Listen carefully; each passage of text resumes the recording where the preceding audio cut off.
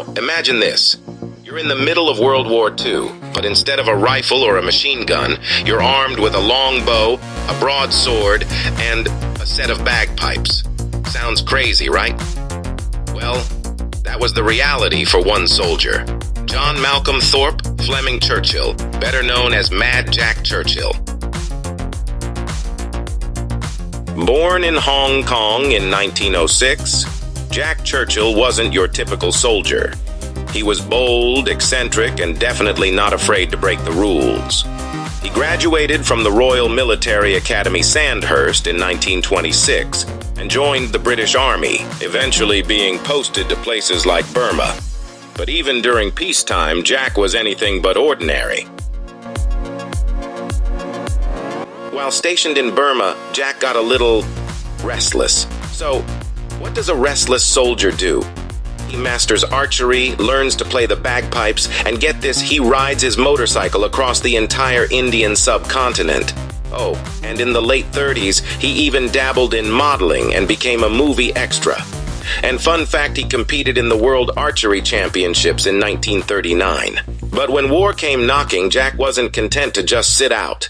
No, he suited up again and headed back to the front lines. In 1940, as WWII kicked off, Mad Jack rejoined the British Army. He was quickly sent to France as part of the British Expeditionary Force. And during the Battle of France, he became known for leading small, daring raids on German positions. But here's where things get really interesting. Jack, armed with a longbow, actually managed to kill a German officer with an arrow. Yep, you heard that right. He's the only soldier known to have killed an enemy soldier with a longbow in WWII. When he was asked why he did it, Jack simply said, "Any officer who goes into action without his sword is improperly dressed." But Jack's war exploits didn't stop there. During the retreat to Dunkirk, he was shot in the neck by a German machine gun, and when someone asked him how it happened, his reply was as casual as could be, "German machine gun." But this didn't slow him down, not by a long shot. He later received the Military Cross for his bravery after rescuing a fellow officer during a German ambush. After Dunkirk, Mad Jack joined the British Commandos and took part in Operation Archery in Norway. And here's where things get really wild. Jack, with a broadsword in hand, led his men onto the beach while playing the March of the Cameramen on his bagpipes. No, I'm not kidding.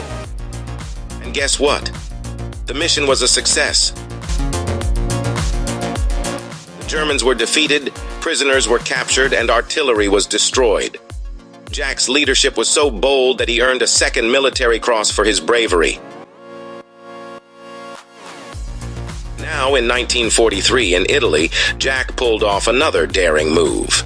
His commandos were tasked with taking a well-defended German town.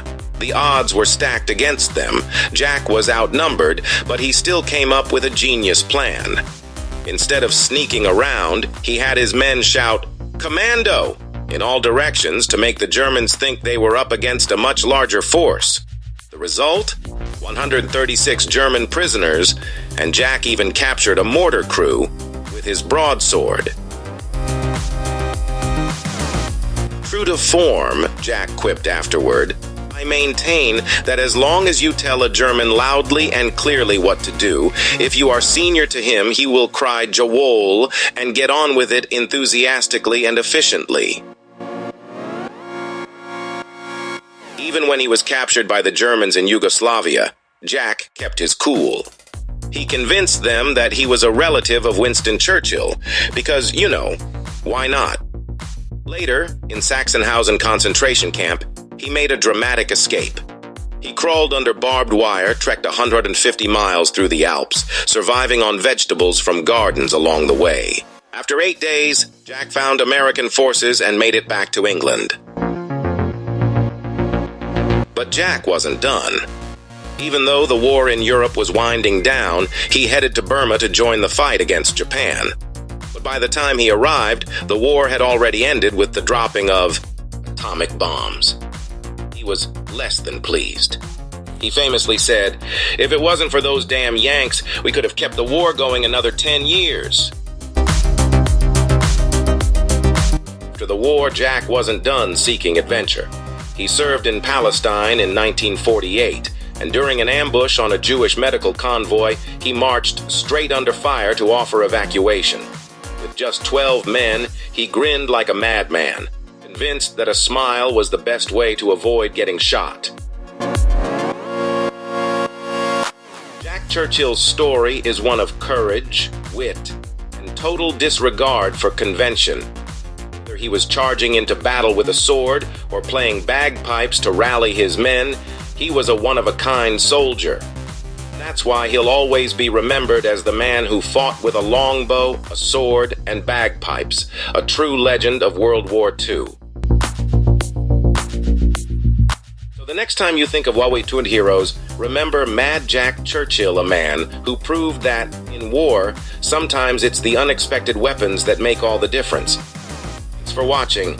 If you enjoyed this story, make sure to like, comment, and subscribe for more incredible tales from history.